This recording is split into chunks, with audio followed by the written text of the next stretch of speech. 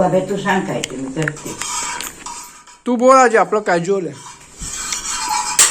हे थोडंसं साजूक तूप टाकायचं आहे. जरा मोठ्याने बोल. आणि हे थोडंसं साजूक तूप ह्यात मी टाकलं रोज घरी बोलतेस तशी बोल. आणि त्याच्यात थोडंसं जिरं टाकणार आहे.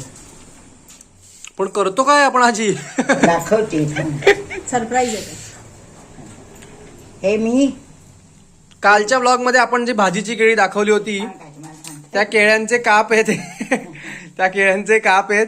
आणि आजीने तुम्हाला काल सांगितलं होतं त्या पद्धतीने हे काप तिने आता इथे कापून घेतलेले आहे. त्याच्यावरती काय काय लावलंय आजी? तिखट मीठ आणि धने जिऱ्याची पावडर थोडी चोळायची थोडा वेळ. आणि मग आता हे असे मांडायचे गॅसवर.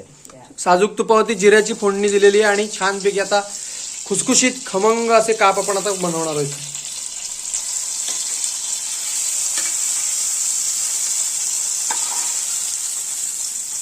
आणि नक्की ही रेसिपी करून बघा. भाजीची केळी ही सगळीकडे शहरामध्ये वगैरे पण अवेलेबल असतात. फक्त तुम्हाला चिरायचे आहेत.